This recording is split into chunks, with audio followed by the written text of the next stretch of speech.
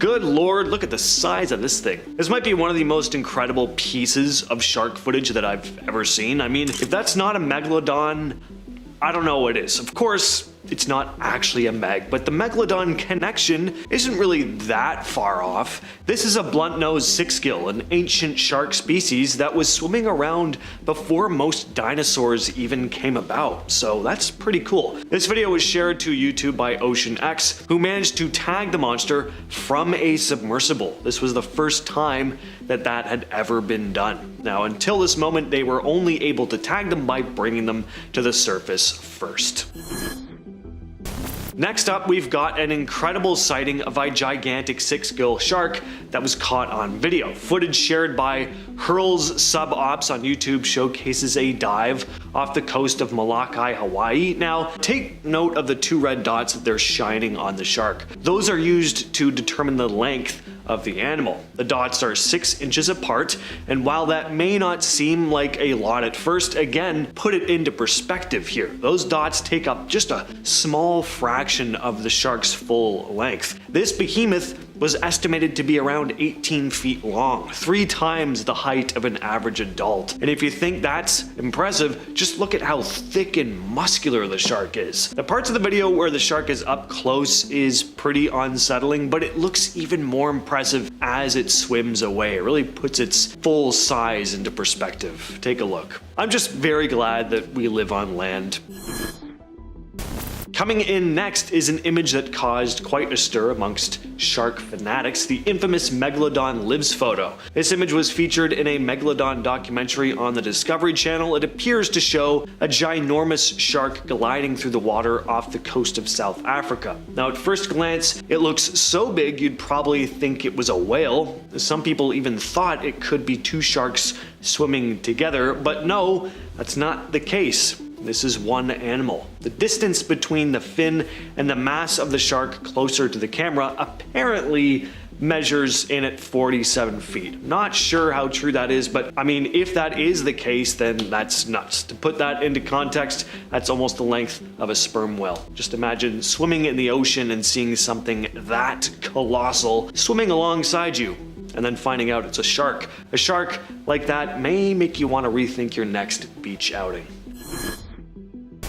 Now let's talk about deep blue. Deep blue is considered one of the largest great white sharks ever recorded, measuring in at 20 feet and weighing over 4,400 pounds. Sounds like a terrifying beast of an animal, but as it turns out, this shark is a gentle giant of sorts, known for being very calm and friendly. To humans anyway. I'm sure the fish she eats don't feel the same way about her. In a now famous video captured off the coast of Mexico in 2014, Deep Blue is seen gracefully swimming near researchers in Hawaii, and it's a pretty breathtaking video. Watching this massive creature glide through the water is kind of mesmerizing. The footage went viral in 2015. What's even more amazing than Deep Blue herself is how chill the people in the cage are. And even crazier, there's a diver on top of the cage who just watches as this real-life Jaws monster swims right past his face. And he watches her like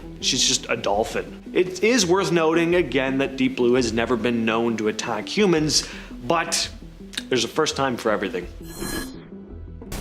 Take a look at this beast. This is a rather famous photo of a creature dubbed the Albany shark. Just terrifying, especially because we have people right beside it to put it into perspective. They're a little further away from the camera than the shark is, but not by much. This shark could easily fit like 3 or 4 of those people in its mouth. Caught in 1975 by Colin Ossel, who was working for the fisheries department in Albany, this shark weighed in at a jaw-dropping 3,300 pounds. Ossel was no strange to shark fishing. He'd caught plenty of great whites before, but this one was obviously on a whole other level. Catching this thing was no easy task either, as you can imagine. Ossel used a wire snare to reel in the beast, and it took him about half an hour to get it out of the water. At one point, the shark was so strong it lifted the boat up out of the water at a nearly 15-degree angle. Now, why was he hunting the shark in the first place? Well, the goal was to thin out their population to help the local seal population grow. Speaking of massive sized shark photos though, take a look at this one here. This jaw-dropping image was captured by a surfer during a competition near San Clemente during the San Onofre Surf Club's annual event. A massive great white shark showed up. Photographer Jordan Anist snapped the perfect shot just as a surfer rode a wave, completely oblivious to this massive monster shark breaching the water behind him. At first, Anist mistook the giant creature for a dolphin, thinking to himself like, damn, it's a big dolphin, and then proceeded to have a heart attack. He didn't. I would have though. Despite how terrifying this thing is, the shark does have a bit of a happy presence about it, doesn't it? It's the way the fins are turned up like someone just showed up with a cake. The giant shark footage. This video shows a large ripple in the water as a large creature moves below the surface. Then the camera pans down to reveal an enormous shark cruising through the water. It's hard to believe how truly massive it is. The camera just keeps panning and panning across this massive shark body, effortlessly gliding through the water. What's nuts is that this shark creates such a powerful ripple in the water, and its fin isn't even poking out of the top. The ripple looks like it was caused by the boat, not a creature. Without seeing the shark at the end, that's probably what you'd think. Megalodon swims beside U-boats. This is a pretty dubious one, but it's got a really entertaining backstory, so I figured I'd include. Supposedly, this is a megalodon, or at least a very large shark, swimming alongside German U-boats. The image showed up in a very controversial documentary about the megalodon. The eerie image shows two U-boats navigating the waters off Cape Town, South Africa, with a massive fin rising above the surface nearby. And according to the claims, it's a colossal 64-foot creature, which would be on the higher end of the scale of a megalodon's length. Now, most experts have determined that this image is doctored, but if this photo were genuine and had somehow been hidden for decades, it would completely alter our understanding of marine life. The Mariana Trench Meg. This footage, shared by Deep Sea Oddities on YouTube, was recorded by a Japanese marine biology study about a mile underwater in the Mariana Trench. And holy, this may be the most frightening looking shark I've ever seen, probably. Not because of its size, although don't worry, that is very much a factor here, but its appearance. This thing looks like a zombie shark. It's an undead shark. And it gets so close to the camera too, like too close. Hard not to cringe a little as it gets up to the camera. The footage shows this shark moving toward a baited cage, and it really puts things into perspective. The creature just dwarfs it. It certainly doesn't look like it's been missing any meals. Next up, we have footage of a gigantic shark swimming beside a research vessel, captured on TikTok in 2021 by marine biodiversity student Alex Albrecht. The clip shows a massive shark gliding alongside the ship off the coast of Massachusetts. When you compare the size of the shark to the students watching from the safety of the ship, it becomes clear just how gigantic this creature is and how glad you are that the students are in the safety of a ship. Albrecht filmed the shark from way up in the ship's mast as well, so the scale is even more impressive than it appears on camera. You can hear someone jokingly asking if it's a megalodon, and honestly, I'm not even sure if they were joking. And finally, we have the legendary Hornet breach footage, which is an absolute must-see for any shark fan. This is a video of a truly enormous great white shark as it launches itself out of the water. So a crew had set out to sea, with one of them being towed in a cage submerged underwater. Very brave man. Then they baited the water and waited for the show to begin. And suddenly, the shark appears, and the sheer size of it is just breathtaking. After grabbing the bait, it breaches the surface, showing its full power and gargantuan presence. Australian news anchors were left speechless after this footage aired. One stated, "I'm never going in the water again." And if you ever hear an Aussie say they're never going to the beach or the water because of a giant shark, just listen to them, you know that shark's got to be big. Why would scientists keep such a massive secret? There are whispers of fear, cover-ups, and secrets too dark to surface, reasons that might make you question everything you thought you knew about the ocean. Imagine waking up to the news that a massive, ancient predator like the Megalodon is still roaming our oceans. The sheer thought of this colossal shark lurking beneath the waves would likely send shockwaves through the public. Beaches could empty overnight, and people would avoid the ocean in droves, terrified of becoming a snack for this prehistoric giant. The fear of such a creature could lead to widespread panic, similar to when early explorers first reported sightings of giant squids, which stirred terror and fascinated imaginations. Scientists and governments might want to keep the existence of a megalodon a secret to prevent this kind of chaos, knowing that such a revelation could disrupt coastal communities, scare off tourists, and create a sense of unease every single time someone even thought about going for a swim. The aim would be to maintain order and prevent fear from spreading uncontrollably, allowing us to enjoy our ocean experiences without imagining a 50-foot shark lurking just below the surface. Beyond the immediate fear and panic, acknowledging the existence of a megalodon could have serious economic consequences for ocean-related industries. Imagine the ripple effect. Tourism could plummet as people decide to avoid beaches and coastal destinations altogether, fearing that a giant predator could be lurking in the deep. Fishing industries might suffer as well if a megalodon is roaming the oceans. Who would want to risk being on a boat or losing valuable catch to a hungry prehistoric shark? Shipping routes could also be affected, with companies opting for longer, more expensive paths to avoid known hunting grounds for this enormous creature. We've seen similar situations before, like when shark attacks caused tourism to drop and fishermen to become more cautious, impacting local economies heavily dependent on the ocean. By keeping the existence of megalodons under wraps, authorities might be trying to protect these vital industries from collapsing under the weight of fear and the very real dangers posed by a massive unseen predator. After all, it's hard to sell a beach vacation or a fresh catch of fish when everyone's thinking about the gigantic shark that could just swallow the entire boat. Admitting that megalodons still exist would do more than just scare people and disrupt industries, it would also turn the scientific world upside down. If a massive predator like the megalodon, believed to be extinct for millions of years, suddenly reappeared, it would shatter our current understanding of evolution, extinction, and our ocean ecosystems. Scientists have built entire theories and careers on the belief that these giants are long gone. A revelation like this would force a rewrite of textbooks, research papers, and the fundamental principles that marine biologists and paleontologists have stood by for decades. It would call into question the credibility of experts who have confidently declared megalodons extinct, possibly shaking public trust in scientific knowledge overall. In essence, confirming the existence of megalodons would mean admitting that we don't know as much about our oceans as we thought, and that kind of uncertainty might be something scientists and the world are just not ready to face. Keeping this colossal secret might just be a way to preserve the current understanding of our natural world, avoiding the chaos of having to rethink everything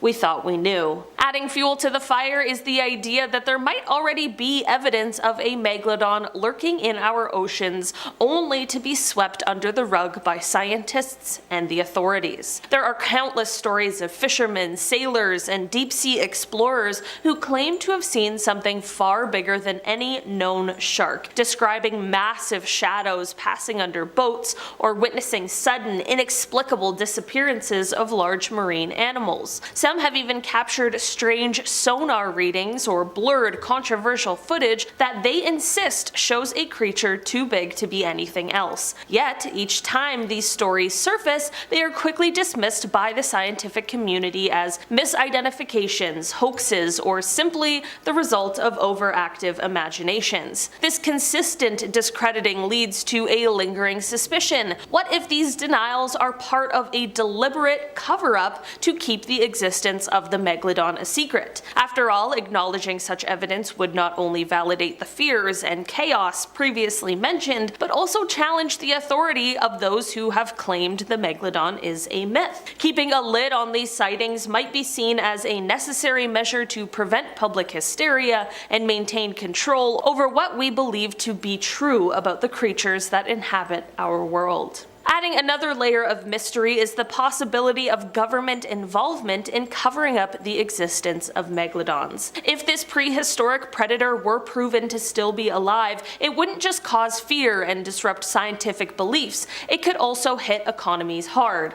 Governments, knowing the potential for the panic and collapse of ocean-related industries, might find it easier to keep such a discovery under wraps. We've seen this kind of behavior before with alleged cover-ups involving the presence of endangered species in populated areas where authorities downplay sightings to avoid drawing attention or causing alarm. By controlling the narrative, they can protect the public's safety, prevent economic fallout, and maintain the status quo. If there's even a shred of truth to these cover-up theories, it's not hard to imagine that acknowledging a living megalodon could lead to chaos on a much larger scale, affecting everything from tourism to shipping lanes, and perhaps even sparking debates about marine conservation and safety measures. Keeping the existence of a megalodon a secret might just be a strategic move to prevent society from spiraling into fear and uncertainty. Acknowledging the existence of a megalodon wouldn't just cause public panic and upend scientific theories, it could also threaten the entire landscape of modern marine research. The moment that we confirm that a megalodon is still swimming in our oceans, all eyes and funds would likely shift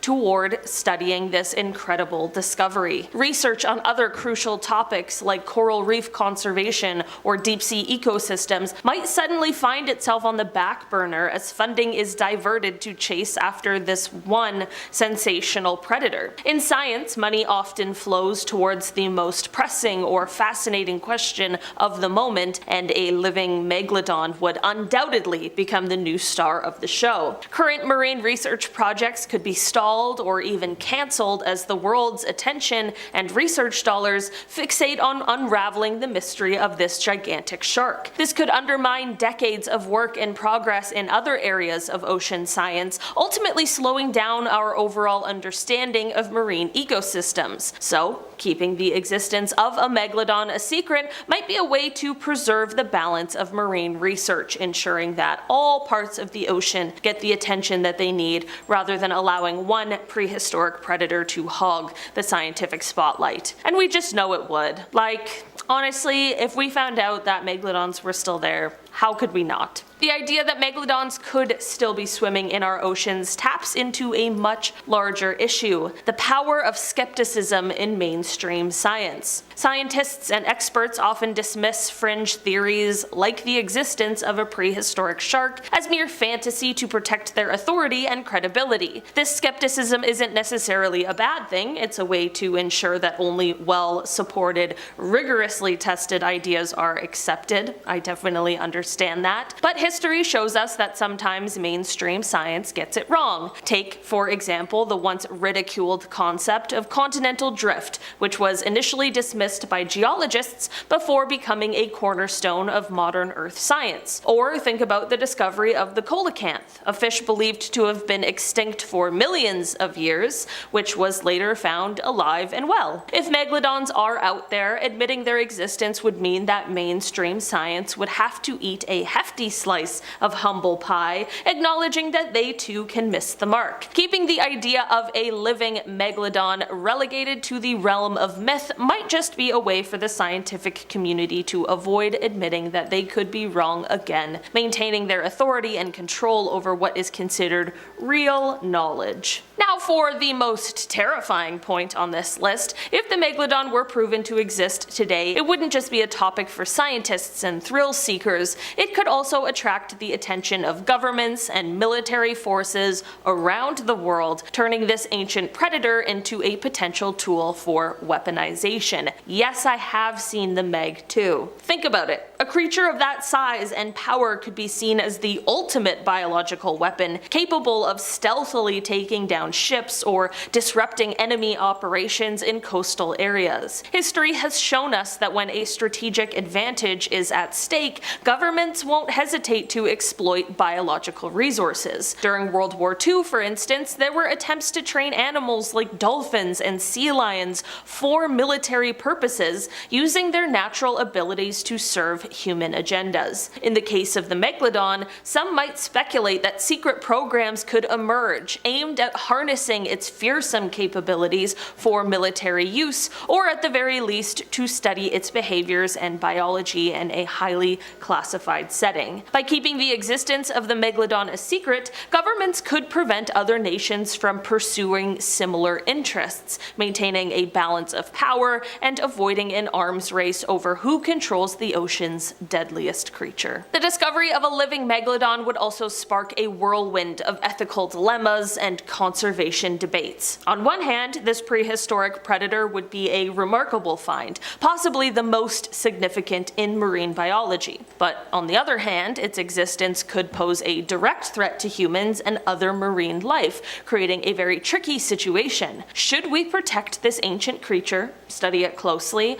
or even try to contain it somehow? Conservationists would be torn between the desire to preserve a rare species and the need to safeguard people and ecosystems. This isn't just theoretical, we've seen similar ethical quandaries with dangerous or invasive species like the Burmese python in Florida or great white sharks in popular swimming areas. With the Megalodon, the stakes would be even higher, as its sheer size and power could disrupt entire oceanic food chains and habitats. Deciding its fate would challenge our current approaches to conservation and force us to ask tough questions about how far we're willing to go to protect something that could be as dangerous as it is rare. By keeping its existence under wraps, authorities might aim to avoid these thorny ethical debates and maintain a sense of normalcy in our current conservation efforts. Admitting that the Megalodon is still alive would force humanity to confront one of our deepest fears: the unknown. The idea that a massive ancient predator could still be lurking in the ocean's depths is unsettling because it suggests that there could be other creatures out there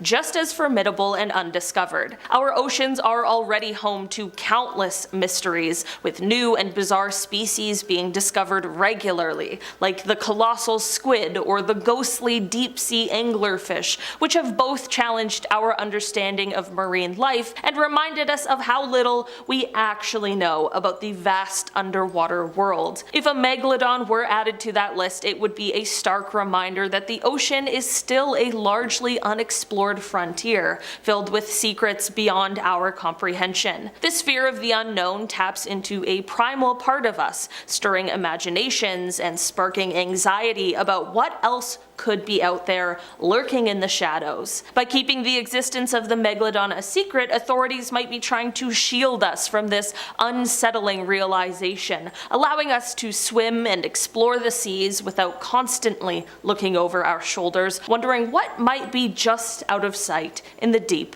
dark water. Back in 2014, Australian researchers set out on a project to tag and monitor great white sharks along the country's southern coast. One particular shark, measuring about 9 feet long, was tagged and released, and what happened next was alarming, to say the least. Just months after this shark was set free, the tracking device they attached to the shark washed ashore, and when they analyzed the data, researchers discovered this sudden drastic temperature increase, along with a rapid plunge to depths of around 1900 feet.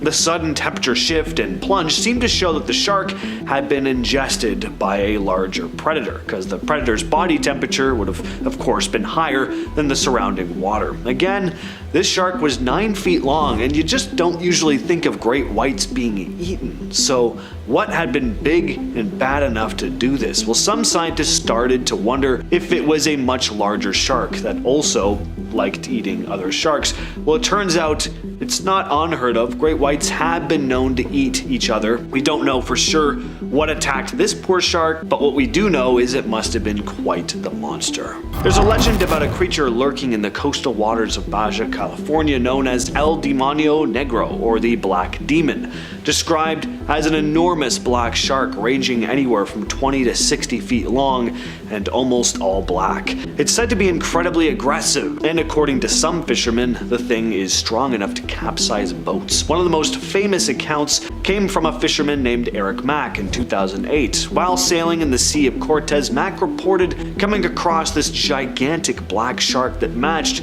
the descriptions of the Black Demon. He described the creature as having a towering tail fin that stuck 5 feet out of the water, which isn't something you see with any known shark species in the area. Zane Grey was an American author. He was also a hardcore big game fisherman who spent years chasing monsters in the ocean. In his 1931 book, Tales of Tahitian Waters, Grey talks about his fishing trips to the South Pacific in the late 20s and early 30s, and the stuff he saw out there is the kind of thing that still makes people wonder what's really lurking in the deep. He wrote about sharks that were easily over 50 feet long and marlins so massive they snapped lines like thread. He described hooking a marlin over 1,000 pounds only to have it torn apart by a giant shark as he tried to bring it to shore. Grey described some of these sharks as unlike anything he'd seen before. Way too big, way too aggressive, not acting like your average great white or tiger shark. Some were so huge they couldn't even be brought close to the boat. While Grey never said Megalodon specifically, it's not hard to see why people today connect the dots. If anyone had a close brush with something prehistoric, it just might have been him. In April 1977, a Japanese fishing trawler called the Zio Maru was operating off the coast of New Zealand when the crew hauled up this bizarre decaying carcass from about 1,000 feet underwater. The thing was huge, about 33 feet long. The crew took measurements, photos, and even some samples before tossing the carcass back into the ocean because it was starting to rot and sink up the ship. The photos show, well, something. To a lot of folks, it looks like they'd caught a giant dinosaur. The discovery made headlines in Japan. Some scientists thought it was just a decomposed basking shark, since those can take on a similar appearance when their flesh starts breaking down. The jaw, gills, and fins rot off first, leaving that weird, long neck look. But others weren't convinced and pointed to the creature's size and shape as being way off from a basking shark. To this day, people still argue about what the crew really pulled up. The official explanation leans toward the basking shark theory, but looking at these photos, it's not hard to see why some people still believe they dredged up a relic from the prehistoric past. This footage came from a Japanese deep sea research mission, and it was shared online by a channel called Deep Sea Oddities. What they were doing was sending down a camera rig with a baited cage to study deep sea life around a mile underwater, which is already terrifying enough on its own. But then this thing shows up. It collides into frame and it just looks wrong. Like a shark, but not as well. It's almost got this decayed look to it. Almost like it shouldn't be alive, but somehow is. That's probably why a lot of people started calling it a zombie shark. And then it gets way too close to the camera, trying to decide whether it's food or not, I guess. You can actually see some gnarly features, like the way its jaw hangs or the roughness of the skin and those eyes. Oh, those eyes. This is how I imagine the Black Demon we talked about earlier looking. And yeah, based on the size of the bait cage, this thing was no lightweight. It's a big, solid predator. Some folks say it's a sleeper shark or some deep sea variant, which are known to look kind of bizarre sometimes, but others are convinced that it's something else entirely. Either way, it's a reminder that we've explored more of the moon than we have of our own ocean. And stuff like this kind of makes me okay with keeping it that way. Alright, so this one's a personal favorite, the USS Stein incident. If you've never heard of it, buckle up. This happened back in 1978. The Stein was a US Navy destroyer escort, out at sea floating along, and suddenly the sonar system freaks out. They head back to dock to check it out, and that's when things get really strange. They take a look at the sonar dome, the part of the ship under the waterline, right at the front, and it's just trashed. There are these huge gashes, some 4 feet long, all over the dome's surface, not like scratches from hitting debris. This thing got attacked. They find what looked like teeth or claws embedded in the dome, big ones. One marine biologist said it looked like a giant squid, but he also admitted that these claws or teeth were way bigger than anything he'd ever seen before. Then another Navy guy suggests it could be from some other massive undiscovered species. Till this day, nobody knows what attacked the ship that day. Maybe it was a massive shark, like prehistoric massive, like Megalodon massive. This next story comes from Reddit user extreme1_NA, who tells of a terrifying encounter with a shark that made them quit surfing altogether. In 2008, I was surfing about 100 meters offshore near Childers Cove in Mapunga, Australia, when I noticed a seal breached the surface about 50 meters away in a panic. This told me I was not alone in the water and should probably get out ASAP. I immediately started to make my way towards shore when I spotted the shark's fin cruising past. It was a great white, I estimated to be between 3 to 4 meters long. I pulled my arms in and watched as it swam by, only a few feet under the surface. I didn't have much room on my board. I made it back to shore after a few minutes, slowly paddling with barely my fingertips in the water, and after I put my board on the roof of my car, I lit up a smoke to calm my nerves while watching the waves. The next thing you know, all hell breaks loose. The shark had grabbed a seal, and all I saw was red foamy water and the shark going ape. This happened in approximately the same spot I'd seen the shark not 10 minutes before. Needless to say, I haven't gone out surfing since that close call. I understand it's always a risk in the ocean, but now I have a wife and 2 kids. I prefer to keep my feet on solid ground and spend my time fishing instead. In 2019, a group of divers off the coast of Oahu ran into something huge. They were out there to observe tiger sharks feeding on a whale carcass when a much bigger creature showed up, something so massive it made the tiger sharks look small. It was a female great white shark, later nicknamed Howley Girl, and she was estimated to be around 20 feet long and over 5,000 pounds, big even for a great white. We're talking about something in the same size range as the infamous Deep Blue here, one of the biggest great whites ever filmed. Howley Girl wasn't shy either. She came in close, really close. One diver, Ocean Ramsey,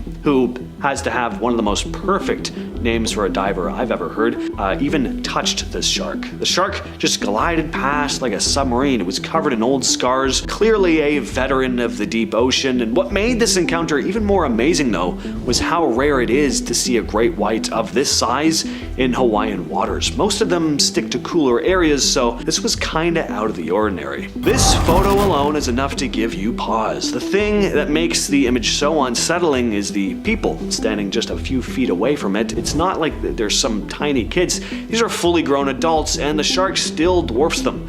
You could line up a few of them end to end and still have room to spare in that mouth. This image was captured in 1975, and the guy behind the catch was Colin Oslo, who worked with the Fisheries Department in Albany, Western Australia. He was part of a government program to reduce shark numbers to help grow the local seal population. The plan wasn't exactly subtle, but it was effective. What nobody expected though was for this thing to show up. This shark came in at around 3,300 pounds. Oslo had to use a heavy-duty wire snare, and even with that, the fight took about 30 minutes. At one point, the shark thrashed so hard it lifted the front of the boat clean out of the water, like a scene from Jaws. Starting off in our number 10 spot, we have the first discoveries. To start off with, we are taking it back to the Renaissance era. According to accounts from the time, there were discoveries of huge triangular fossilized teeth, but at the time these teeth were so big and they had no idea who or what they belonged to. Instead, people of the time thought that they were petrified tongues or shed teeth that belonged to snakes and dragons. I mean, with the size of these teeth, I truly do not blame people for thinking that they were proof of the existence of dragons. It wasn't until 1667 when the Danish naturalist Nicolaus Steno recognized them as the teeth of sharks, and it was then that he described his finding in the book, The Head of a Shark Dissected, which also contained an illustration of the tooth. In our number 9 spot today, we have the feeding habits. While it's hard to learn much about the habits of a creature that has been extinct for as long as the Megalodon has, there are different and really interesting clues we can use to determine some of the things that were once a complete mystery to us, and one of those things has to do with their feeding habits. Of course, a creature that is slated to be as large as the Meg is going to need a lot of fuel. It's gonna need a big meal, and what better large meal lives in the ocean than a whale? That's right, one of our current largest creatures was a Megalodon delicacy. You may be wondering how we were able to figure this out, and that relates back to the finding of fossilized whale bones.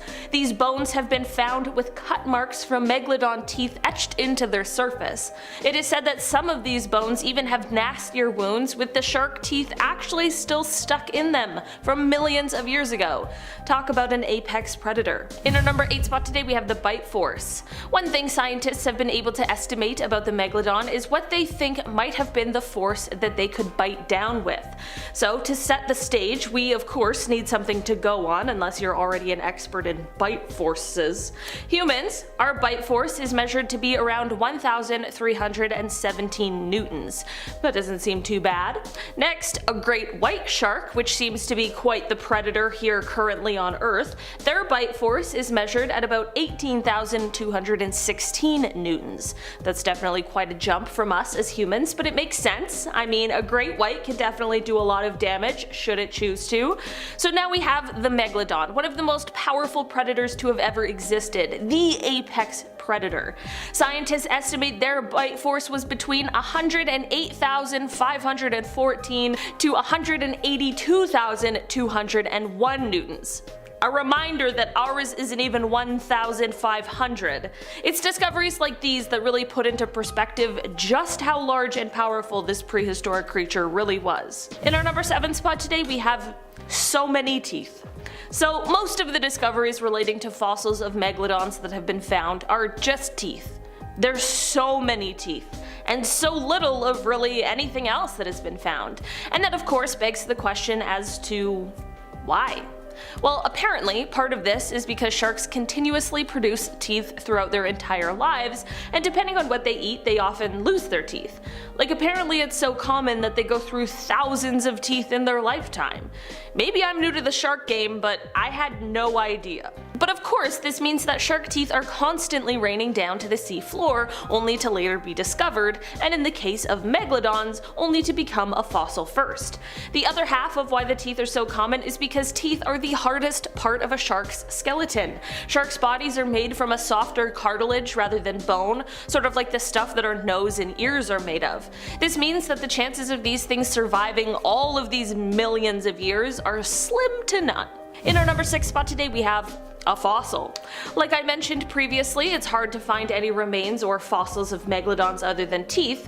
Most of these remains have been lost to time, but that is exactly what makes this discovery so fascinating. A fossil found in Peru a few years ago is said to not only have been the discovery of a full set of teeth, but also a brain case and a small string of vertebrae, which is a very rare find. Aside from just being a relic from a time long past, this fossil could give us immeasurable insights into what these creatures looked like, more so than we know now, and it may even be able to uncover some of the secrets that remain hidden in the past. In our number 5 spot today we have their appearance. From when the existence of megalodons was first discovered up until quite recently, people believed that these sharks looked basically like a ginormous great white shark. Like most of us have seen Jaws, think of that shark. Or the 2018 classic The Meg. That's what people assumed they looked like. Turns out, based on what we now know, that's really not the case. These sharks would have had a much shorter nose than a great white, like a sort of flattened and squished one. It also would have had longer, like extra long pectoral fins, because when you're that big, you need all of the support you can get to navigate through the water. We thought that megalodons would look like great whites because we thought that they were related, but as it turns out, that isn't true. Megalodons actually come from a different lineage of sharks, and sadly, they were the last member of the lineage. In our number 4 spot today we have ancestors. Speaking of the life and lineage of megalodons, let's take a look back at what we know about their ancestors. The oldest definitive ancestor of the Meg is a 55 million year old shark called Otodus obliquus. These sharks grew to be about 9 meters or 30 feet long. This of course isn't where things stop though. The evolutionary history of this shark goes back to another ancestor called Cretalamna, which lived about 105 million years ago. This means that the lineage of the Megalodon spans over 100 million years.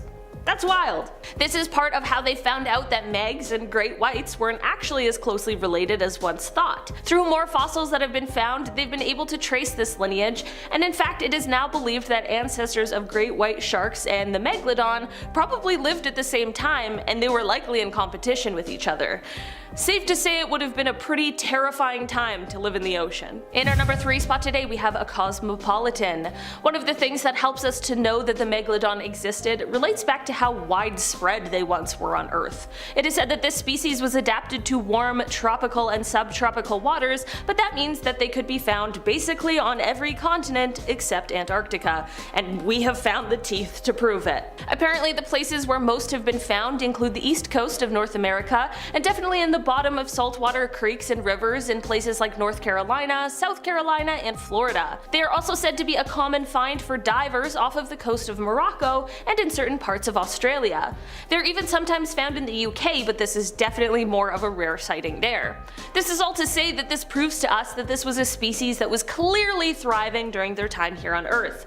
It can be hard to imagine these prehistoric creatures, but in the history of our planet, they really aren't that long gone. In our number 2 spot today we have rings. One of the best preserved and most complete Megalodon fossils or specimens finds its home in the Royal Belgian Institute of Natural Sciences Conservatories in Brussels. This includes a collection of 150 vertebrae that were found in the 19th century Antwerp, Belgium. When they were discovered, they weren't completely strung together, but they were found in the same layer of rock in the same location, which would make it fair to deduce that they likely came from the same animal. Using 3 of these vertebrae, researchers were able to find out the age and roughly the size of the shark when it passed away millions of years ago. They were able to do this because apparently on shark vertebrae they have sort of rings, like trees do. Like you can count the rings of a tree, and you can apparently do that for a shark as well, which will give you an estimate on their age. On this specific specimen they counted 46 circles in the vertebrae, which put the shark at roughly 46 years of age. This would have been quite young for a Megalodon since they are said to have lived to be about 88 to 100 years old. Having this age estimate allowed them to also estimate the potential size of this Megalodon, which they said was around 9.2 meters or roughly 30 feet. In our number 1 spot today we have Bye Bye Megalodon. To cap off this list today, it only seems fair that we talk about what happened to the Megalodon. If they were these huge, powerful apex predators, how did they die off, especially when other shark species have seemed to survive? We know that the Megalodon was extinct by the Pliocene, which was 2.6 million years ago, and was when the Earth entered a phase of cooling. We of course can't know exactly the moment the last Megalodon died, but right now it is believed that it may have been about 3.6 million years ago. The cooling of the planet is likely the biggest contributor to the demise of the Meg. I mentioned before that they preferred warm tropical waters, and a drop in those temperatures would totally throw off the habitat that they once called home. This significant habitat loss, coupled with the likelihood of their favorite prey either also going extinct or adapting to cooler waters and moving where the sharks couldn't go, truly is a recipe for disaster for the good old Megalodon. Another big contributing factor relates to when they gave birth, which is thought to have happened close to the shore, which would provide a cozy, shallow nursery for their young that was free from predators like large whales. This is all fine and dandy until ice begins to form at the poles and the sea levels dropped, which means that the safe place where they once went to have their pups was now destroyed as well. Scientists believe that up to a third of large marine animals, which includes 43% of turtles and 35% of seabirds, became extinct as a result of the cooling temperatures seen millions of years ago. This affected and significantly dropped the number of organisms at the bottom of the food chain, which ends up being a huge problem for our giant apex predators. Starting off in our number 10 spot we have the demon. There are many stories and alleged sightings of what is now referred to as the Black Demon of Cortez, which is said to be a massive black shark seen off of Mexico's Baja coast. One story in particular regarding this elusive shark comes from a fisherman named named Eric Mack. He had reported that one day while sailing he felt his boat begin to rock, which immediately gave him the feeling something was awry. Eric was even further startled when he explained that he saw a massive, towering tail sticking at least 5 feet out of the water. The stories of this shark are so infamous that it was even the focus of an episode of a History Channel show called Monster Quest. Maybe if there's a part 2 of this video, we'll talk about some more of the sightings around the demon. In our number 9 spot today, we have the prehistoric monster. Back in 1959, a fisherman named Tex Geddes and his friend James Gavin were boating somewhere just off of the coast of Scotland. It is said that during their time out to sea, they encountered a sea monster that neither of them had ever seen before. They described its head as being sort of turtle-shaped, and that it was a quote hellish monster of prehistoric times, and said that it was breathing heavily through a quote large red gash of a mouth. Okay, not exactly a kind description, but definitely a bit of a terrifying one. I think it's important to bring up that we actually don't really know what megalodons look like. We have a sort of idea, but at the end of the day we only have some fossils, jaws, spines, teeth. It doesn't really leave us that much to work with. While it isn't quite clear what these two men saw for sure, and it's likely that we'll never know, whatever it was definitely wasn't just the average sea creature. In our number 8 spot today, we have the TikTok shark. In May of last year, someone on TikTok called Alex Albrecht, who is a marine biodiversity student as well as a musician, shared a video on the app that had people seriously shocked. The TikTok shows a massive shark lurking around the ship that Alex was on, which is said to have been just off of the coast of Massachusetts at the time. The ship was full of research students when this massive shark made its appearance, many of which either screamed or had some sort of expletive in response. Another TikTok user asked in the comments if the shark in the video is a megalodon, considering how absolutely huge the thing was. Was this an actual megalodon?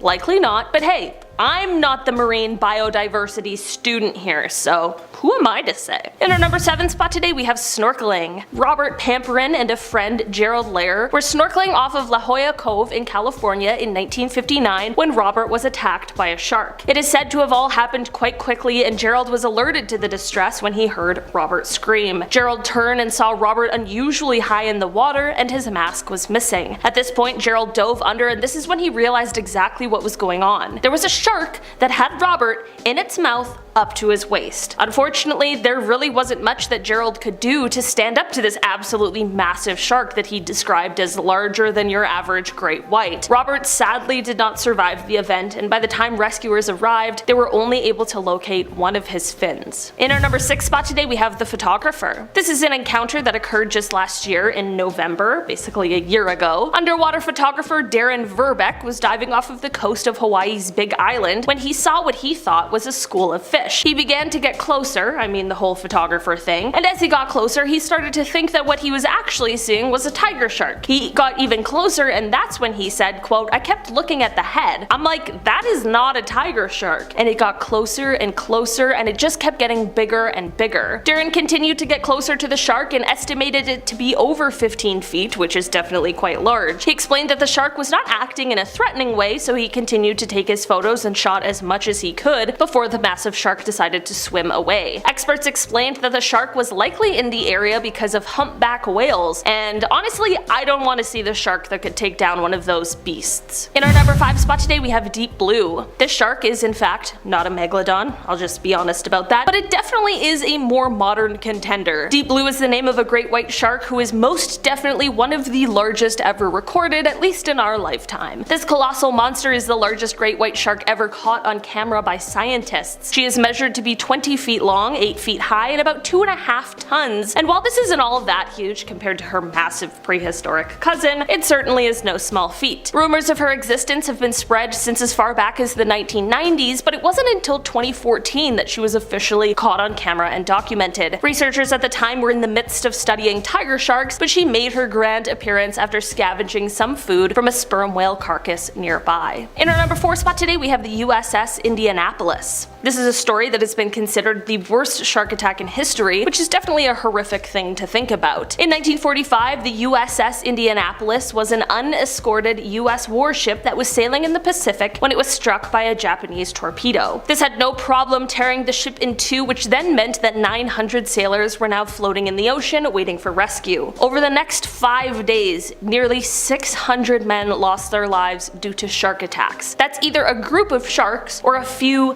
very large, very hungry ones. From the survivors' accounts of what happened over the course of those days, it seemed like an absolutely nightmare situation. This is exactly why it has gone on to be called one of the worst shark attacks in history. In our number 3 spot today, we have Rodney Fox. Rodney Fox is a man who is thought of as one of the best spear fishermen in the world. In 1963, he was partaking in the Australian Spearfishing Championships, which were being held just south of Adelaide, when he went through what is widely regarded as, again, one of the worst shark attacks in history. The shark he encountered bit him around the waist, which ended up puncturing his diaphragm, ripping his lungs, and crushing his rib cage. Not only this, but the attack left his organs exposed, so much so that when he finally made it back to shore, those rescuing him had to keep his wetsuit on to ensure that his insides actually stayed on the inside. Despite the fact that Rodney needed at least 4 hours of surgery and about 400 stitches, like many people who have had these sort of terrifying encounters, rather than shying away from sharks in the water, he leaned in. He actually became an advocate for sharks after this. He created the first underwater shark observatory and helped to dispel the rumors that sharks are bad, crazy, scary animals that we should all fear. In our number 2 spot today, we have the Jersey Shore. Back in 1916, during the summer season, there were 5 different shark attacks that occurred over the span of 10 days that ended up in the deaths of 4 people. This wasn't something that had been seen before in the area, which of course left people speculating as to why this was happening. There was a heat wave in the area during the time, which likely led to more people being out, enjoying summertime sort of activities, and maybe this attracted the shark, but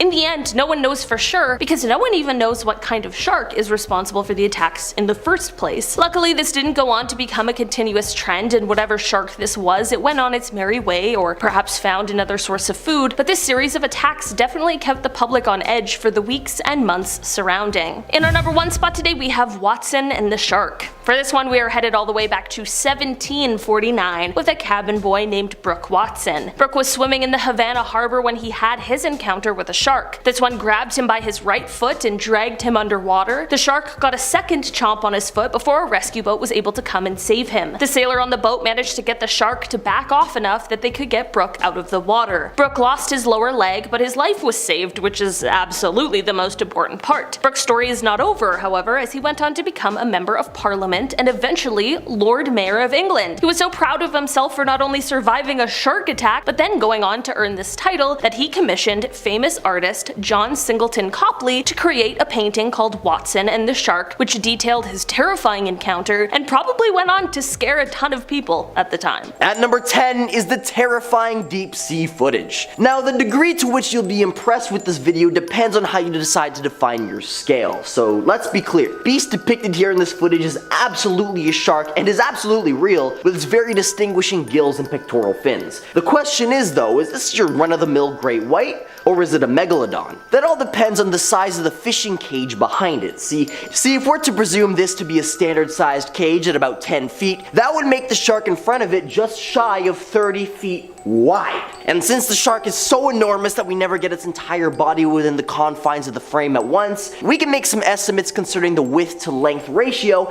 and determine that the shark here is at least 60 feet in length. Now, I'm not sure if you guys have noticed, but I'm new here at Amazing Top 10. So if you're enjoying the video so far and wouldn't mind seeing this face more often, you can support the channel, and me by extension, by pressing like, subscribing to Most Amazing Top 10, and ringing that notification bell. It helps us out a lot, and I personally would really appreciate it. Number 9, caught on satellite. Thanks to satellite technology, we've managed to map out 100% of the ocean floor, despite only having actually explored less than 5% of it. I say we as if I were involved personally. I'm like the nerdy equivalent of a sports fan. Anyways, aerial imagery has allowed scientists to make all sorts of discoveries. So is it that surprising for a behemoth as big as the Megalodon to turn up on something like Google Earth? And as a matter of fact, there was a Megalodon candidate spotted through satellites swimming along the Persian Gulf, which is a Mediterranean Sea in Western Asia, which is essentially an extension of the Indian Ocean between the Arabian Peninsula and Iran. One second, let me just add those to the list of places I will never go swimming. Discovered via Google Earth satellite imagery by researchers from the University of British Columbia, the consensus today is that this shark is between 50 and 70 feet in length. However, the initial calculations gave an estimated range of 80 to 100 feet. Now, it's tough to say what kind of shark this is exactly, as we only have a single image to go off of, but the shape and scale definitely fit the bill, along with the fact that the Megalodon was known to have existed in any ocean environment except for the polar ones, with the vast majority of Megalodon fossils having been discovered in coastal areas and bordering most oceans. Well, I guess I'll be swimming with the penguins from now on. At number 8 is the Brazilian coastline footage. In November of 2012, footage was released from the perspective of a rescue helicopter off the coastline of Brazil. And while the team conducting the rescue were oblivious at the time, technicians reviewing the video after the fact discovered that the team wasn't alone in the ocean that day. If you look carefully in the upper right hand corner of the video as it progresses, you'll notice an absolutely enormous shadow of an uncannily shark-like silhouette moving at an incredible speed below the surface of the ocean. And though it's hard to say for certain, we can use a lifeboat in the video as a reference to deduce that the shark depicted here is at least 60 feet long. At number 7 is the drone footage. Now, while this video isn't associated with any particular reputable research institute or anything like that, it's certainly among the most impressive Megalodon videos I've ever seen on account of the sheer size and clarity of the thing depicted. The video begins with a bird's eye view of a group of 3 children with boogie boards swimming in the ocean. Remember boogie boards? I still have mine. Not that I'll ever be using it again. So the kid on the orange boogie board furthest to the right notices the shadow of something enormous swimming beneath them. The video replays, giving us a wider zoomed out perspective where the absolutely gargantuan shark is revealed in full. Using the boogie boards as reference, it's estimated that this Goliath clocks in at roughly 95 feet long. And if that's truly the case, then this sighting quite possibly depicts evidence of the largest shark ever discovered. Yeah, no, absolutely not. No, thank you. Now, some have tried to call this thing a basking shark or a whale shark on account of its size, but you don't need a degree in marine biology to rule those out. Whale sharks are coated in distinct white spots, whereas basking sharks distinguish themselves with their wide heads, something that whale sharks are also known for. But this shark here ain't got no spots, and its head shape is more in line with that of a great white. So what do you guys think? Let me know down in the comments. At number 6 is the Mexican black demon. There's a tale that beckons us from the waters of the Sea of Cortez, a realm nestled between the Baja California Peninsula and Mexico's mainland. It's a place where reality blurs with the unknown, as this area is home to some of the strangest and most diverse range of aquatic giants. Welcome to the domain of the Mexican black demon, a name that sends shivers down to the spines of even the most weathered seafarers. Picture this, a creature reminiscent of the iconic great white shark, yet draped in an unsettling shroud of murky hues, as if the darkness of the abyss itself has taken form. Now, don't get me wrong, we all know that great whites aren't exactly teddy bears, but the black demon takes it up a notch. Local legends have whispered for years, painting a portrait of a colossal menace lurking beneath the waves. Reporters suggest that it's longer than your average blue whale, stretching up to a staggering 80 feet. Some eager minds point to the possibility of an undiscovered species, or perhaps an oversized great white. Now, I'm a YouTuber, not a marine biologist, so take this with a grain of salt, but given that great whites and megalodons are closely related, choose to say that it ain't a bit of both. Brave souls have embarked on quests to unravel the secrets of this aquatic enigma, but like grains of sand slipping through your fingers, the black demon remains elusive. Sightings are rarer than winning a lottery ticket, leaving us tantalizingly close to the edge of discovery, yet frustratingly distant from grasping its true nature. Could it be a relic of prehistoric times, a survivor from a forgotten epoch, or perhaps a brand new chapter in the oceanic saga of evolution? At number 5 is the New Zealand cave dive. New Zealand too? Come on, man. So this alleged megalith of a shark was discovered in a diving cave off the coast of New Zealand. Now, sharks in diving caves are terrifying in their own right, but finding a shark inside of a diving cave? But this ain't just any run-of-the-mill cave-dwelling shark, as the recovered photo depicts what looks to be an insanely massive shark with the vast majority of its body extending beyond the frame. Now, admittedly, it's a bit hard to see how any shark, let alone a freaking megalodon, could fit within the confines of a dive cave. At number 4 is the coelacanth. For those of you who still doubt the modern existence of a sea creature said to have gone extinct millions of years ago, allow me to introduce you to the coelacanth. This unique bottom-dwelling fish with lengths reaching upwards of 6 feet and weights exceeding 200 pounds belonged to an ancient lineage dating back to 360 million years ago. Boasting an impressive size and a lifespan comparable to that of a megalodon, at least 60 years, this enormous fish was thought to have gone extinct over 65 million years ago, and and yet it was discovered alive and well as early as 1938. So given the sheer scale of the ocean, along with the fact that Megalodon was thought to have gone extinct much more recently, only 3.5 million years ago compared to 65, it may only be a matter of time before the Megalodon is rediscovered in the modern age. One can only hope not. At number 3, the Megalodon attack in Cape Town rips a boat in half. Alright, I'll be honest with you. Admittedly, the next 3 entries are a bit of a cop-out, but they're super intriguing nonetheless. You see, during Shark Week, the Discovery Channel decided to air a mockumentary series about the definitive existence of the Megalodon in the modern age, titled The Monster Shark Lives. But the Discovery Channel failed to include any sort of disclaimer that what was depicted in the film was actually all fake. As a matter of fact, the Discovery Channel casted actors as professionals in marine biology, and all the events in the film were presented as actually being real, leading this quote-unquote educational show to becoming the most viewed Shark Week show to date, generating countless clips that would go on to be perceived as factual to this very day. One such clip depicts the found footage of passengers on a fishing boat, and after some time a thunderous boom can be heard, followed by the sounds of muffled screams and rushing water, accompanied by imagery of the boat being flooded as it flips upside down. The initial story was that a whale had breached over the top of the boat. Upon further investigation of the wreckage by a diving team, they discovered that the boat had been chomped in half. There were no survivors, and the bodies of the fishermen were never found. Well, I'm sure the actors are fine. At number 2, a whale is bitten in half. Our second clip from the Monster Shark Lives docuseries opens with the paid actor, marine biologist Colin Drake, going after some handheld video footage that looks really HD for a homemade movie shot in 2009. As the father and son enjoy some fishing off the coast, they spot what looks to be the remains of a beached whale. Only the entire lower half of the whale appears to have been bitten clean off. Well, imagine a battle of the titans, a colossal whale grappling with the behemoth of a megalodon. A battle of epic proportions, a dance of primal forces that leaves us on the edges of our seats, but alas, this tale took a somber turn. In this watery arena, victory belongs to the Megalodon. Its massive jaws close around the portion of the whale's tail, a painful reminder of the harsh reality of nature's unforgiving hierarchy. And at number 1 is the oil rig video. Sometimes the most unexpected observers can uncover the most remarkable secrets. You might think that the vast expanse of the ocean is constantly under surveillance by the vigilant gaze of scientists, government officials, and marine experts, right?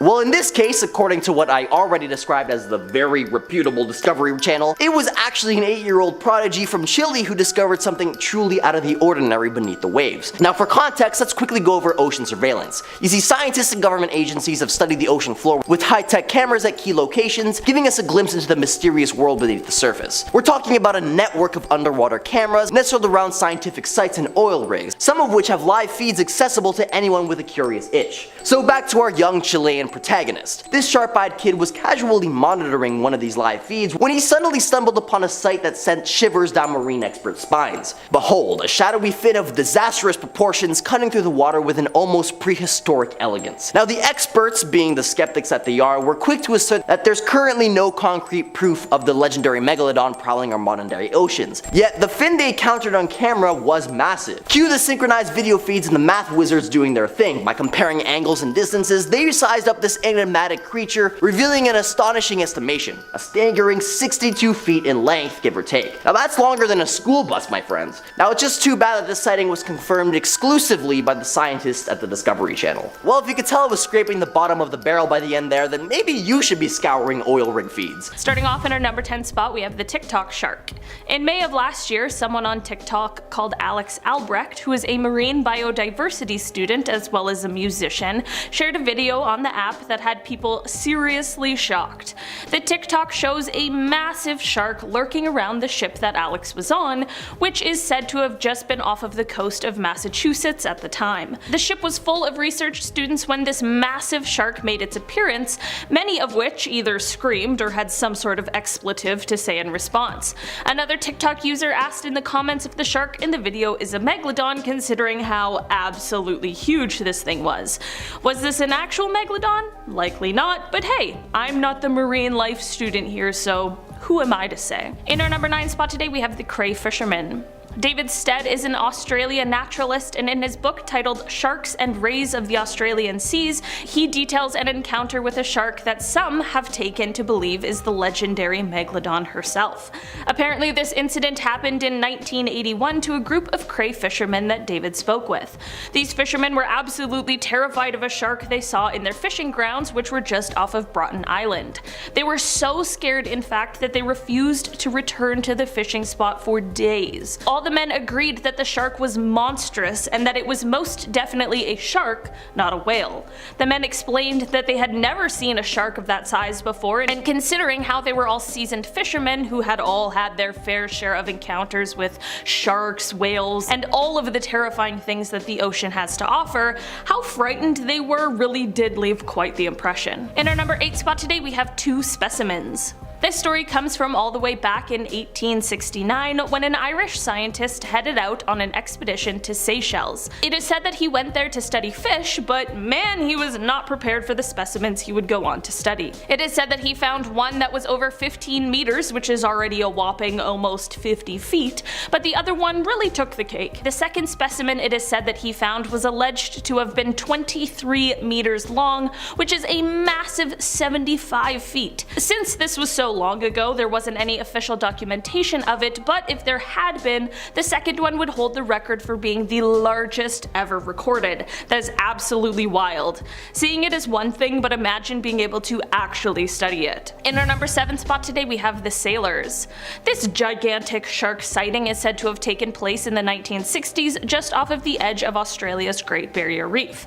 According to author B.C. Cartmel in his book Let's Go Fossil Shark Tooth Hunting, the sailors involved in this sighting initially refused to talk about it because of the fear of being teased for being afraid of what they had seen. After some time, however, they began to speak about the incident. They explained that while on board their 85-foot ship, they needed to weigh anchor in order to conduct some engine repairs. While this was ongoing, the crew became absolutely shocked when they saw the biggest shark they had ever seen slowly swimming past their completely stuck ship. Just like the last one, all the men agreed that they were not mistaking a whale and that it was indeed a shark. They also said that this shark was so large it was rivaling the boat in size. That is absolutely massive. Whether it really was a Megalodon or not, whatever shark they saw that day certainly wasn't the average size. In our number 6 spot today, we have the battle scar. This story is a little different than the others on today's list, and it started with the sighting of a great white shark. This 15-foot long shark was spotted swimming just off of Isla Guadalupe in Mexico, but what was so striking about this great white in particular was the absolutely savage wound it had on its side. This huge bite mark had people speculating as to what in the world could have caused it. I mean, there aren't very many predators to great whites, so it's a pretty rare occasion to see such a huge bite mark right on the side of one, and people were doubting whether or not another shark would have done this to one of its own species. There definitely are reasons for why this could have been an attack from another shark, but of course people took this as a possible sign that maybe there's something bigger lurking in the waters. If the Megalodon somehow isn't actually extinct and just manages to evade any sort of confirmation of its existence, it certainly would need a ton of food to survive, which makes big fish like great whites a perfect snack. The Megalodon is, however, one of the most powerful predators to have ever lived on our planet, so if this bite really was from a Megalodon, it's surprising that this great white made it out alive. In our number 5 spot today, we have a world record. Basking sharks are known for being one of the largest fish in the ocean, and that is exactly why the largest one ever recorded was definitely something to write home about. In 1851, in the Bay of Fundy, which sits between New Brunswick and Nova Scotia here in Canada, a basking shark was caught in a herring net. This shark was measured to be at least 40 feet long, which is astoundingly large, and it certainly confused those who had caught it at first. I can imagine that they likely also thought that they had some kind of living fossil caught up in their net, but nope, instead they just set a new world record. In our number 4 spot today, we have the demon. There are many stories and alleged sightings of what is now referred to as the quote Black Demon of Cortez, which is said to be a massive black shark seen off of Mexico's Baja coast. One story in particular regarding this elusive shark comes from a fisherman named Eric Mack. He had reported that one day while sailing he felt his boat begin to rock, which immediately gave him the feeling that something was awry. Eric was even further startled when he explained that he saw a massive towering tail sticking at least 5 feet out of the water. The stories of this shark are so infamous that it was even the focus of an episode of a History Channel show called Monster Quest. Maybe if there's a part 2 of this video, we'll talk about some more of the sightings surrounding the demon. In our number 3 spot today, we have Deep Blue. This shark is in fact not a megalodon, but it definitely is a more modern contender. Deep Blue is the name of a great white shark who is most definitely one of the greatest ever recorded, at least in our lifetime. This colossal monster is the largest great white shark ever caught on camera by scientists. She is measured to be 20 feet long, 8 feet high, and about 2.5 tons, and while this isn't all that huge compared to her massive prehistoric cousin, it certainly is no small feat. Rumors of her existence have been spread since as far back as the 1990s, but it wasn't until 2014 that she was officially caught on camera and documented. Researchers at the time were in the midst of studying tiger sharks, but she made her grand appearance after scavenging some food from a sperm whale carcass nearby. In our number 2 spot today, we have Bigger Than the Boat. Zane Grey is a man who is a novelist, and he is definitely best known for his adventure novels, but it is also said that he was a deep sea angler, and it was during one of his fishing adventures that his Megalodon sighting came. In the novel, which is titled Megalodon, Fact or Fiction, writer Rick Emmer speaks of this incident, saying that Zane claimed to have seen, quote, one of the man-eating monsters of the South Pacific. It is said that whatever kind of shark he saw, it was a shark that was much longer than his boat, which was somewhere from 30 to 40 feet. He also said that this shark was yellow and green and that it had a few white spots. Most notably, however, he said that the shark had a massive square head and that it had, quote, immense pectoral fins. This is all to say that whether he saw a megalodon or not, whatever he saw was not just a harmless great white shark. What do you guys think? Perhaps a megalodon sighting, or just one of the tall, exciting tales told by Mr. Grey? In our number 1 spot today, we have the Mariana Trench sighting. A few years ago, a video began circulating the internet, and it shows a gigantic shark scouring the seafloor.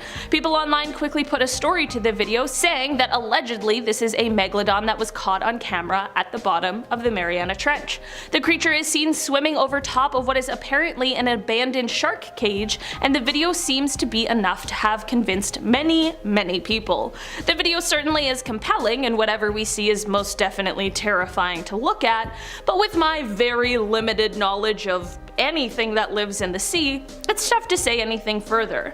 While some people swear that this is solid proof, others have brought up sharks that may have a similar appearance to the one seen in the video. Starting off in our number 10 spot, we have the Zuyo Maru monster. This story is one that comes to us from 1977, and rather than an alive animal sighting, this one is actually this carcass that was found that we still aren't quite sure what it belongs to. The Zuyo Maru carcass was one that was found by Japanese fishermen near New Zealand. Because it was so unique, it was taken to be analyzed, and while many have speculated that it was a basking shark, that has never been confirmed or proven. Considering the fact that it was definitely shark-like, but just not quite clear as to what exactly it was, is definitely interesting. In our number 9 spot today, we have the sea creature. Back in both 1817 as well as 1819, there was a sea creature that visited the coast of Massachusetts, and it was seen by hundreds of people, but no one has been able to identify what it could have been for sure. The creature was said to be around 3 feet in diameter and around 50 feet long, and it is said that it moved similarly to how a whale or a dolphin might. The first sighting of this creature was when some fishermen spotted it, but the real panic began as the creature started to show itself closer to shore. To this day, some people swear that this was some sort of real sea monster, and others believe it was just a case of mass hysteria. What do you think? In our number 8 spot today, we have have the prehistoric monster. Back in 1959, a fisherman named Tex Geddes and his friend James Gavin were boating somewhere just off of the coast of Scotland. It is said that during their time out to sea they encountered a sea monster that neither of them had seen before. They described its head as being sort of turtle-shaped, and that it was a, quote, hellish monster of prehistoric times, and said that it was breathing heavily through a, quote, large red gash of a mouth. Okay, not exactly a kind description, but definitely a bit of a terrifying one. I think it's important to bring up that we don't actually know what megalodons looked like. We have a sort of idea, but at the end of the day we only have fossils, jaws, and spines, and that doesn't leave us that much to work with. While it isn't quite clear what these two men saw for sure, and it's likely that we'll never know, whatever it was definitely wasn't just your average sea creature. In our number 7 spot today we have Dr. Gru. When we think of the tales of sea monsters and myths, we often think of the many serpent-like creatures that just may be lurking underneath the water. This is definitely a common theme, and in the 17th century there was a botanist who came up with a sort of explanation for these sea serpent sightings. It's important to note that this botanist was a very legitimate scientist who really worked to change basically everything we knew about plant anatomy, so when he came forth with this evidence and explanation, it rightfully caught people's attention. Basically, he had this specimen, which was a sample of skin that he said was from some sort of seal, but that it had a neck just as long as the rest of its body. Of course, this would explain a whole bunch of sea monster sightings, but in the end, the skin sample ended up completely disappearing, making any confirmation of the story or the animal's existence completely impossible. I know a megalodon isn't necessarily supposed to look like a seal with a long neck, but who's to say for sure that it doesn't? In our number 6 spot today we have the shipwreck. Back in 1909, the French steamer La Seine was out to sea when it collided with the British India steamer the Onda. A shipwreck is never good, but this one was particularly bad as, in heavy fog, the French ship sank in just 2 minutes. This of course left people stranded in the water, and I mean, you can probably see where this is going. In the aftermath of this wreck, while waiting for the rescue, there were 101 people who lost their lives from shark attacks. That's a lot of people. That is either a lot of sharks or a very few large ones. I mean, none of us were there, so it's hard to say for sure, but whatever really happened here, it's an absolutely horrifying tragedy. In our number 5 spot today we have the kayak encounter. Ida Parker and Kristen Orr were kayaking off of the coast of Plymouth in 2014 when they encountered a shark. This is truly a nightmare scenario, and it must have been absolutely terrifying. The pair, however, had actually set off with the intention of seeing a great white shark, and while it's likely that this is exactly what they encountered, they definitely did not expect what happened next. The two had heard of rumblings of a shark in the area that had swallowed a seal in one gulp, and this is what sparked their desire to head out on this journey. While out there, however, the shark began to attack their kayaks. In the end, both of them made it out alive, and when their kayaks were recovered, one was found with a huge bite mark in it. In our number 4 spot today we have the oldest shark attack. Considering the fact that the Megalodon is said to have been extinct somewhere over 2 million years ago, even evidence that seems ancient to us is a lot more recent than what our current understanding of their timeline here on Earth would suggest. That is exactly why the discovery of what is speculated to be the world's oldest evidence of a shark attack is very interesting. This discovery came by way of a 3,000-year-old human skeleton that is marked with different gashes and puncture wounds. It is said that because of the volume of wounds, it makes it slightly easier to tell the story of what happened. This is because while researchers first believed that perhaps the wounds were caused by metal weapons, this could not explain why there were so many in certain parts of the body. Another telltale sign is how this skeleton was discovered in Japan, which at the time of this person's life, there weren't really any metal weapons at that point in history in Japan, which ruled out this theory entirely. They were also able to rule out other terrestrial carnivores, and that's when they turned to marine life to look for some more answers. Because of the time it's been, we obviously don't know what creature was involved in this attack for sure, but with the mass amount of wounds found on the skeleton, it was likely to be something large and terrifying. In our number 3 spot today we have snorkeling. Robert Pamperin and a friend, Gerald Lair, were snorkeling off of La Jolla Cave in California in 1959 when Robert was attacked by a shark. It is said to have all happened quite quickly, and Gerald was alerted to the distress when he heard Robert scream. Gerald turned and saw Robert unusually high in the water, and his mask was missing. At this point, Gerald dove under, and this is when he realized exactly what was going on. There was a shark that had Robert in its mouth up to his waist. Unfortunately, there was not much Gerald could do to stand up to this absolutely massive shark that he described described as larger than your average great white. Robert sadly did not survive the event, and by the time rescuers arrived, they were only able to locate one of his fins. In our number 2 spot today, we have the Jersey Shore. Back in 1916, during the summer season, there were 5 different shark attacks that occurred over the span of 10 days that ended up in the deaths of 4 people. This wasn't something that had been seen before in the area, which of course left people speculating as to why. There was a heat wave in the area during the time, which likely led to more people being out enjoying summertime sort of activities, and maybe this attracted the shark, but in the end, no one knows for sure because no one even knows what kind of shark is responsible for the attacks in the first place. Luckily, this didn't go on to become a continuous trend, and whatever shark this was went on its merry way, or perhaps found another food source or whatever, but this series of attacks definitely kept the public on edge for the weeks and months surrounding. In our number 1 spot today, we have the USS Indianapolis. This is a story that has been considered the worst shark attack in history, which is definitely a horrific thing to think about. In 1945, the USS Indianapolis was an unescorted US warship that was sailing in the Pacific when it was struck by a Japanese torpedo. This had no problem tearing the ship in two, which meant that 900 sailors were now floating in the ocean waiting for rescue.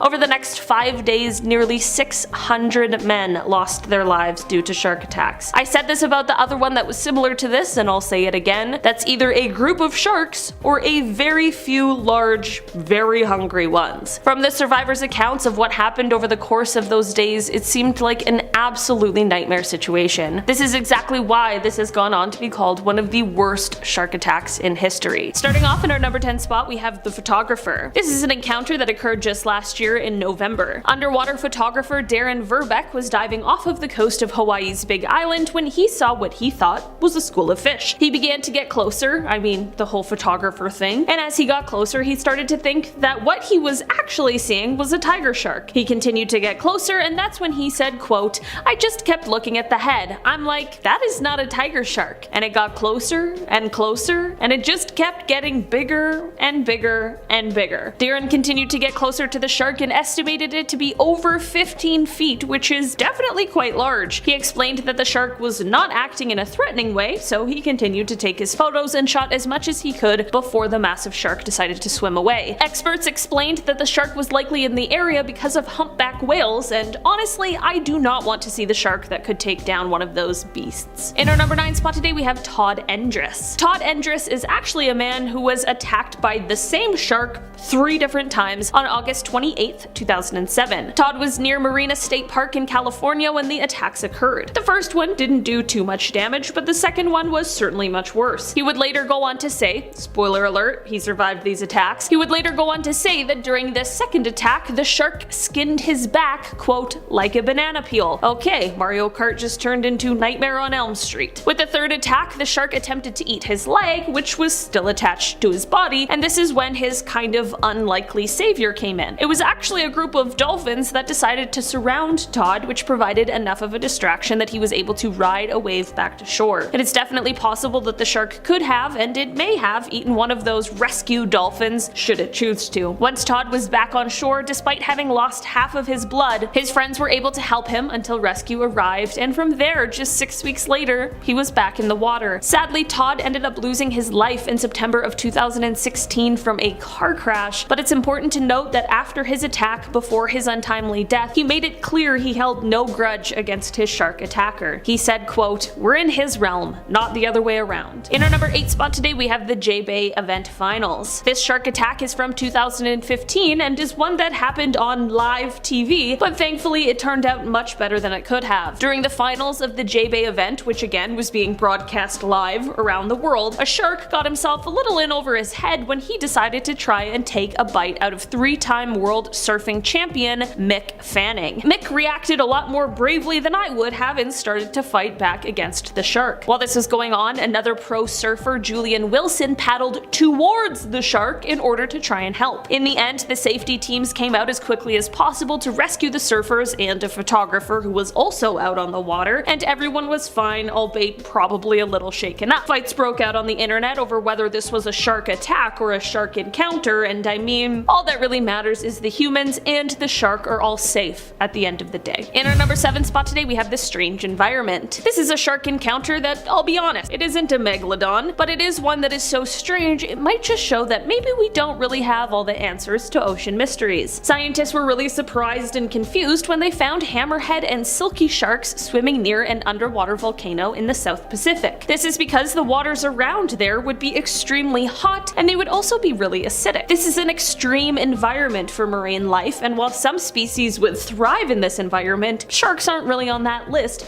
hence the confusion and bafflement of the scientists. While this isn't a confirmed Megalodon sighting, it is just something that shows us that life under the sea is mysterious and new secrets are revealed to us every day. In our number 6 spot today, we have Watson and the shark. For this one, we are headed all the way back to 1749 with a cabin boy named Brooke Watson. Brooke was swimming in the Havana harbor when he had his encounter with a shark. This one grabbed him by his right foot and dragged him under. The shark got a second chomp on his foot before a rescue boat was able to come and save him. The sailor on the boat managed to get the shark to back off enough that they could get Brooke out of the water. Brooke lost his lower leg, but his life was saved, which is absolutely the most important part. Brooke's story is not over, however, as he went on to become a member of Parliament and eventually Lord Mayor of England. He was so proud of himself for not only having survived a shark attack, but then going on to earn this title that he commissioned famous artist John Singleton Copley to create a painting called Watson and the Shark, which detailed his horrifying encounter and probably went on to scare a ton of people at the time. In our number 5 spot today, we have Instagram famous. John Braxton is a man who Instagram is definitely not very happy at, and if his video came up in your feed unsuspectingly, you might also have some words for the guy. John was 27 years old at the time of his shark encounter, and he was spearfishing at the time. During his time fishing, he had an encounter with a huge shark that ended up taking a massive bite right out of his leg. John was thankfully able to escape the shark and swim to shore, where his partner tied a tourniquet and called 911. When the ambulance arrived, John was likely in shock. I mean, I would be if I even saw a shark beside me, let alone if one bit me. So in this altered state, John took his phone out and started recording a video where he panned down to his terribly injured leg. He of course posted the video to Instagram, who later removed it, but of course not before the entire computer and phone having population got a chance to save it and reshare it at any chance possible. In our number 4 spot today, we have Breach. This is a shark encounter that truthfully I have very little background info on, but the video really speaks for itself. This shark video was recorded in Mossel Bay and it shows this gigantic shark basically leaping out of the ocean. I mean,